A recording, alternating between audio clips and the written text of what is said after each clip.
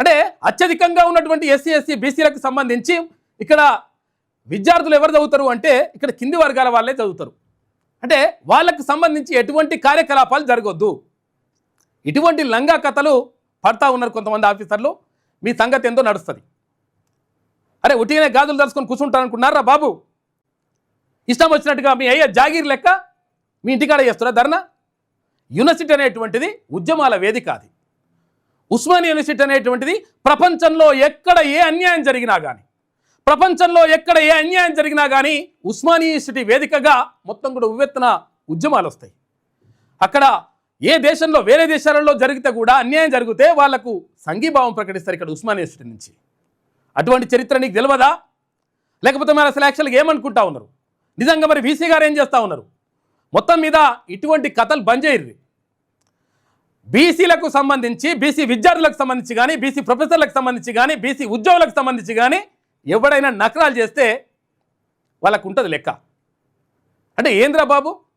అంటే కనీసం ఇక్కడ అన్యాయం జరుగుతూ ఉంది, 42% రిజర్వేషన్ ఇస్తా అని చెప్పిన తర్వాత అది ఇవ్వడం లేదు, ఇవ్వండి అని చెప్పేసి అంటే కనీసం అట్లా మాట్లాడే హక్కు లేదా? అంటే ఇప్పుడు ఇక్కడ చేయకూడదు, ఇక్కడ ఇటువంటి సెక్షన్ పెట్టేసిన సెక్షన్ ఇవ్వాలి వచ్చిన అదరా నాయన.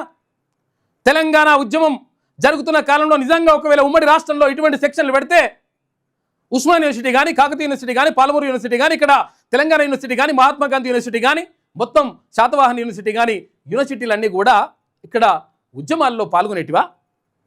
తెలంగాణ రాష్ట్రం సాధించేందుకు ప్రత్యేకంగా చేసినవి ఉద్యమాలు ఇక్కడ యూనివర్సిటీ వేదికగా జరిగినాయి.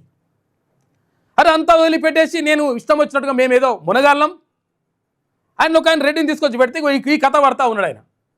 ఇవి బంద్ చేయి, 100% ఇవి బంద్ చేయి.